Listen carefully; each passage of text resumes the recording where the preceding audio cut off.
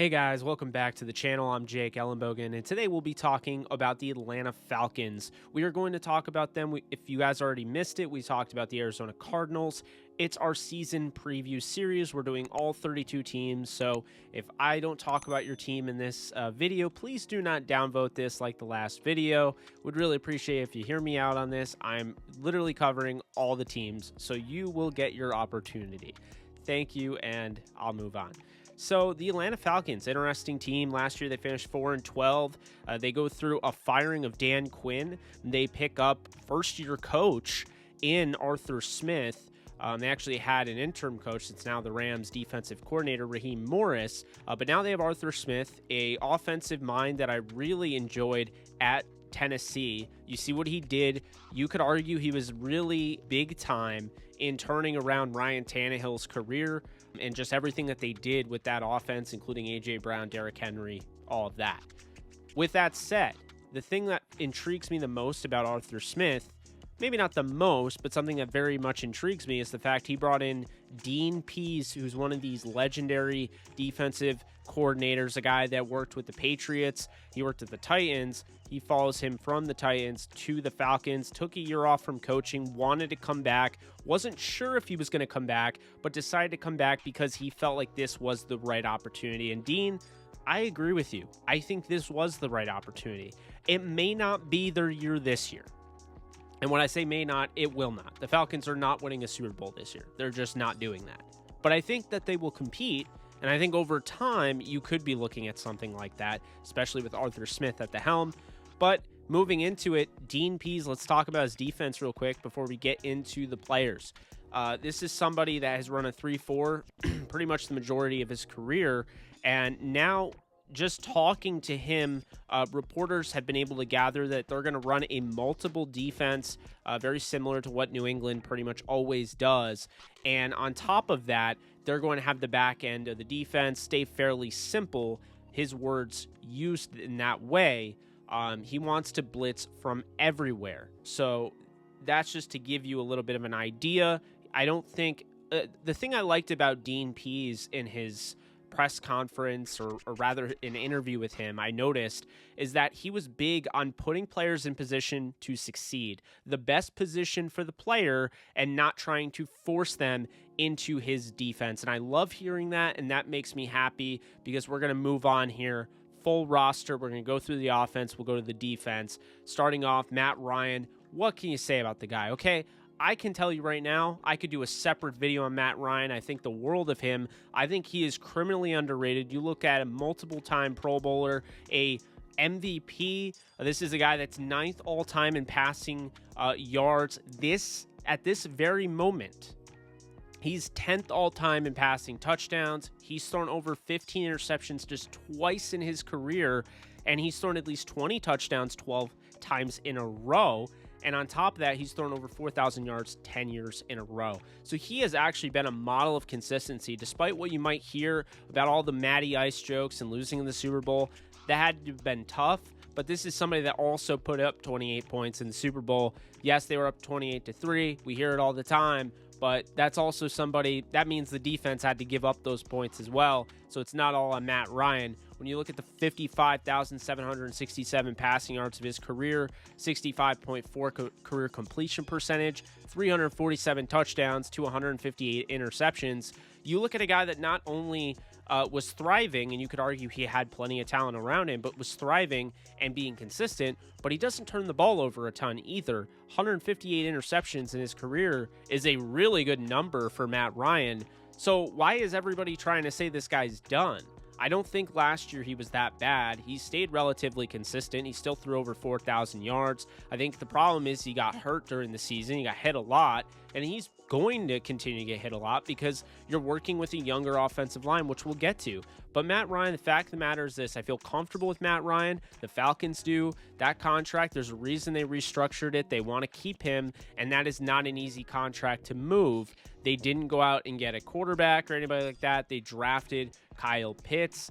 And to me, that speaks volumes moving forward. With a brand new coaching staff, you mean to tell me that they didn't go out and get their quarterback?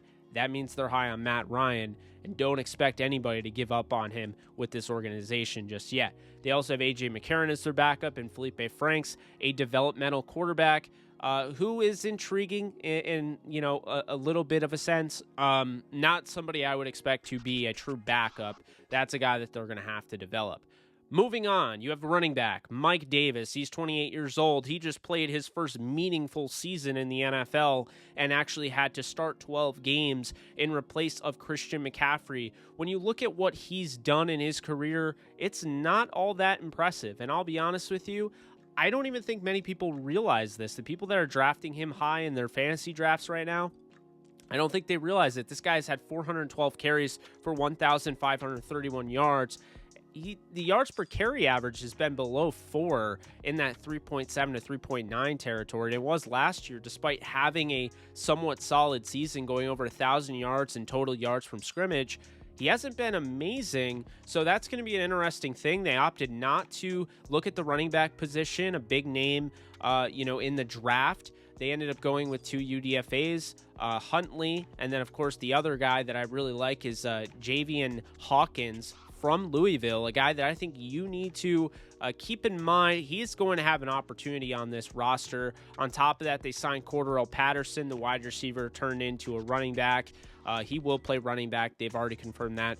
Quadri Olison, a former 5th-round pick out of Pitt. This is somebody that I really liked in the draft, but he's from 2019. I don't know if he'll get an opportunity with this brand new coaching staff.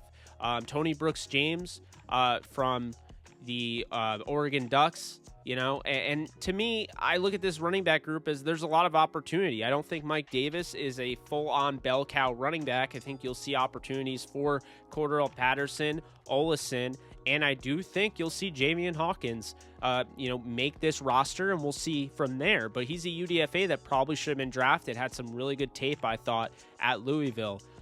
Moving on, though, when you look at what Mike Davis can bring to the offense and what they hope he can bring, he's not going to do anything as well as Calvin Ridley did it last year. The 26-year-old wide receiver from Alabama, a guy that they love, a guy that they drafted in the first round, just like they drafted Julio Jones at Alabama 7 years prior. Calvin Ridley, 217 receptions, 3,061 yards, 26 touchdowns, and 14.1 yards per catch average. But last year, Calvin Ridley, that was his career. Last year, he had 90 receptions for 1,374 yards, 9 touchdowns, and 15.3 yards per catch average. So this is somebody that I think really ascended last year. He went from not having a 1,000-yard season to having nearly a 1,400-yard season, and that was partially because of Julio Jones getting hurt, but Julio did play at least half the season, so it wasn't entirely because of that. And I would argue, on another hand, that he had to do more knowing that Julio Jones wasn't on the other side, knowing that he wasn't going to get double teamed. He had to do more because I think he himself was going to get double teamed. So Calvin Ridley is a very interesting player, and moving forward, he's going to be their star at the receiver position. We're not expecting Julio Jones to be a Falcon. It did make this video a little hard to make because when you have such a giant question mark, I mean, he's not even on the thumbnail because it's so obvious he's not going to be an Atlanta Falcon. But what's not obvious is how they plan to replace him, because I feel like this kind of came up. They may have been ready for this, but this really caught steam, and I think they were kind of hoping that they could get away with it, but he really wants to win. And so I think because of that, because of, the debacle on Fox Sports, him calling in, not realizing he was on the air, and when, Shannon Sharp called him, I think that's opened up Pandora's box where now the Falcons have to trade him. And I speculate they could get a young receiver, a guy like N'Keal Harry. Because the way I see it, I think he's going to the Patriots, and I think N'Keal Harry's a guy with you have all those weapons over there in New England. I think they would part with him and maybe a second-round pick for Julio Jones, and I think that'd be a good deal. The Falcons would get another wide receiver they could try to develop, a bigger body on the outside. I think it makes sense. It diversifies what you have, but I don't want to just not mention a wide receiver that I thoroughly enjoy watching play this game, and that is Russell Gage, the 25-year-old out of LSU. Gage was a 6th-round pick in 2018, but everyone keeps forgetting this guy's 25 years old. He is a very talented receiver. I think he can play inside, obviously, at the slot, but I also think he can play on the boundary as well. He's a interesting player in a sense that he's not like a superstar athlete or anything like that. I think he's a solid athlete. I think he's a good route runner. I don't think he's a spectacular route runner, but I do like his hands overall, and I do think he's consistent and has given the Falcons an opportunity there as the third guy. He would take over likely as the second guy. Moving on, we have wide receivers Olamide Zaccheaus, Christian Blake, Gregory Dortch, Frank Darby, Antonio Nunn, Tajay Sharp, Jawan Green, and Chris Rowland that will battle out for the rest of the roster. My money is on a guy like Olamide Zaccheaus from Virginia, who actually made some waves last year, definitely was picked up in fantasy leagues because he had, a few games where he showed up. I think he's definitely in line to be the slot guy. But on top of that, you could see, a guy like Frank Darby, who they drafted in the 6th round, emerge. You could see a guy like Tajay Sharp, who has familiarity, with the head coach, coming from the Titans. I think Tajay Sharp has an opportunity. Jawan Green's an interesting one, and so is Chris Rowland, as well as Christian Blake, who was like their 4th or 5th guy last year. So that's an interesting thing there. Not a truly deep wide receiver group once Julio's gone, but a good wide receiver group nonetheless. And then the tight end, this is where it gets interesting. You have 20-year-old Kyle Pitts, who I don't care how good Hayden Hurst played last year. I don't care that it was his career high last year, a career season. You look at 56 receptions for 571 yards, 6 touchdowns. I don't care. Kyle Pitts you draft in the top 5, he is going to be your guy. And don't get me wrong, they'll use Hurst, but Kyle Pitts is close to generational as it gets for the tight end position. When you look, he's likely going to replace that star power Julio Jones initially brought to the Atlanta Falcons.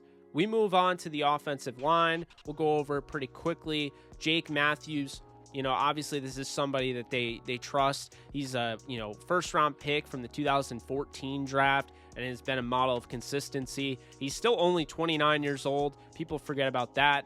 Then you look, obviously, at left guard, they drafted Jalen Mayfield out of Michigan in the 3rd round. I think he's somebody that can play tackle, but they are going to play him at guard, and I think it's going to be a left guard, so that's where I have him projected there.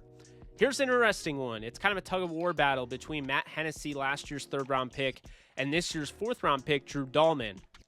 You could say recency bias is getting to me, but when I watch Drew Dahlman's film, I think there's a chance he's going to win this job at center, and I think with the preseason this year, last year there was no preseason, this year I have Dahlman taking over for Matt Hennessy at the center spot.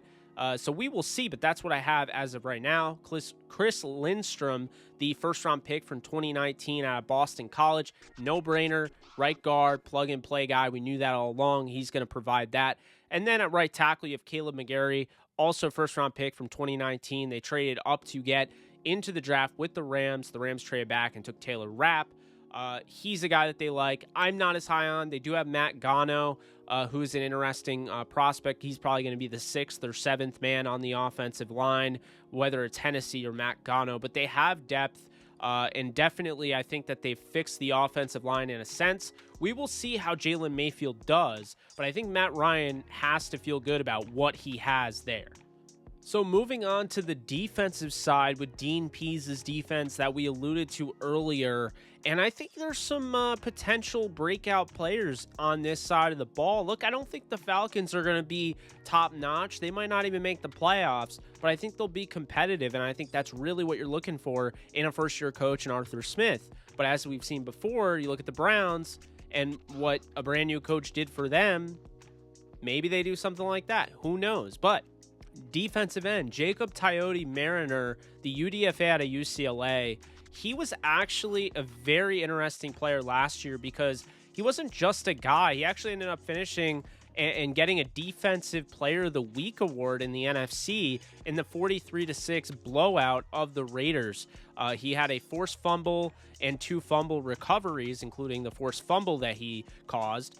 He's a third-year defensive end, promising, and he's getting better as he gets older. He's 24 years old. On top of that, they just signed him to a 1-year extension, which shows me that this new coaching staff and this new front office is believing in him. They've seen the film, and they're ready to continue on, at least on a 1-year deal with Coyote Mariner. Moving on, they also have John Kaminski behind him. I don't project him to start, but he is somebody that, they drafted. And then, of course, Grady Jarrett's the middle of this defense. He's the arguable face of this roster after Matt Ryan. When you look at what he provides, he was a captain last year for a reason. He's the man in the middle of the defense, but now I think they're going to have more of a 4-3 look. I know he's a 3-4 coordinator, but when you listen to the interesting words of Dean Pease, it sounds to me like he doesn't want to put people in position to fail, wants to put them in a position to succeed, and he doesn't want to make it about him. And so for me, I think this defense is relatively a fit for a 4-3, way more than a 3-4. So Grady Jarrett will be a 4-3 defensive tackle per my projection, just like last year. Probably have more gap responsibility. And then Marlon Davidson's a second-round pick out of Auburn that I really do like, but I just don't know when his time is coming. He was a 2020 second-round pick, so maybe he'll get an opportunity this year. But again, he wasn't drafted by this organization. That's important to keep in mind. This is a retooled front office and everything, so always keep that in mind. Tyler Davison, it's just the tale of having a veteran presence. You saw him with the Saints. That's what he is there. Deidrin Sennett is a former draft pick from South Florida. So, you see him there, third-round pick in 2018. And then on top of that, you have Dante Fowler, a guy they paid big time, and they could have cut, but they didn't. They stuck with him. And I think he had a down year last year. He dealt with some injuries. He did some, stupid things on the field, the tripping thing. Like, he's had stuff like that, but if they stick with Fowler, I think they can reap the rewards here. And Dean Pease' defense, I think creating chaos is the name of the game for him.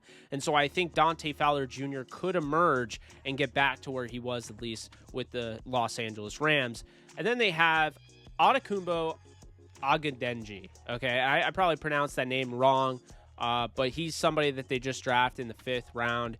He's going to back him up in all likelihood. Then you have Foy Alukun, who kind of emerged last year, UDFA in 2018 out of Yale. Broke on the scene last year, had 117 tackles, 2 interceptions, a forced fumble, and a fumble recovery. Deion Jones in the middle, who is just an absolute stud, one of the best linebackers in football and has been since he's entered the league. And then Michael Walker's a really interesting player I want to highlight here. Fresno State, he started 6 games last year, but he's extremely versatile. This is a guy that can rush the passer, albeit he had no sacks last year, but he can rush the passer. And so immediately I'm thinking a guy in a 4-3 as an outside linebacker, you're going to need to cover, you're going to need to rush the passer, all of that. I think with Michael Walker, he's going to be used very well with Dean Pease. I think he's going to use him as a blitzing linebacker, and I do think Michael Walker, at that 6'3" frame that he has and coming out of Fresno State, I think he's going to be able to be kind of a Swiss Army knife for Dean and this defense. But moving on, we have AJ Tyrell out of Clemson, 1st-round pick. He battled COVID early on in the season. He didn't, really look himself early on. I think he progressively got better when you watch the tape. And on top of that, he ended up carving out a pretty solid rookie year that doesn't really get talked about because of how bad that defense was. But 74 tackles, an interception, 7 pass breakups, and 3 forced fumbles. This is a guy that knows how to strip the ball. He's going to give the team an opportunity. But on top of that, this guy can obviously make some interceptions, and he just wasn't given that opportunity last year. I think he'll have more this year. He'll be more comfortable. He'll want to jump more routes. That's a guy I'm interested in, but of course he's a 1st-round pick, so that shouldn't be a shock. After that, you have Kendall Sheffield, who, was a little bit of a later round pick, 4th-round pick in 2019. He's the guy they've stuck with out of Ohio State, and to be honest with you, I get it. He started 9 games last year. I expect him to be a starter on the boundary in addition.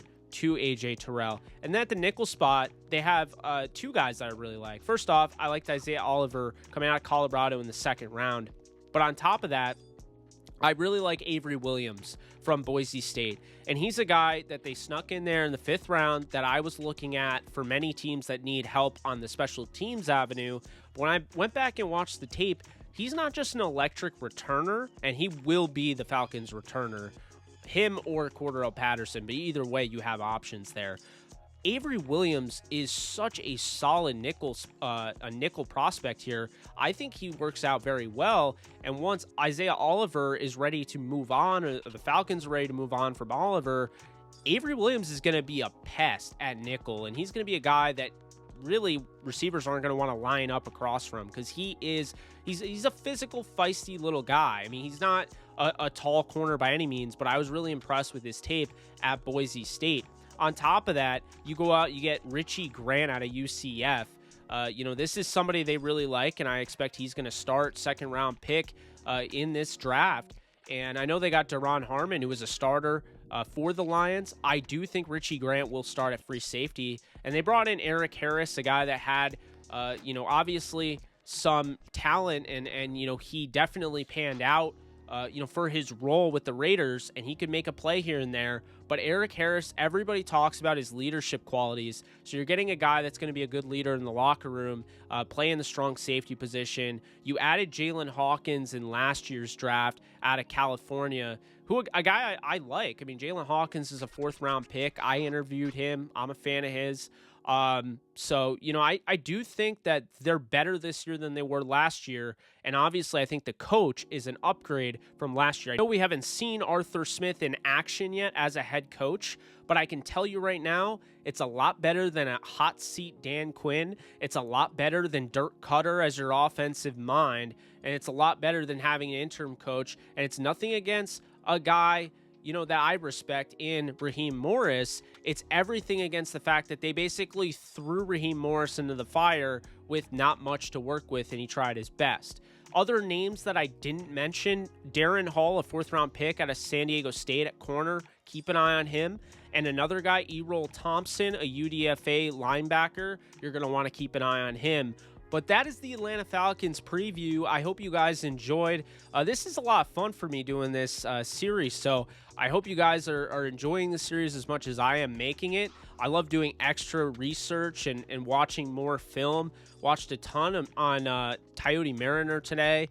Watched a ton on Michael Walker going back to college. I liked him, but it's been a lot of fun, and I've only done 2 teams, so I'm really excited for us to continue doing this. If you guys like this video, be sure to subscribe, hit the like, and drop a comment.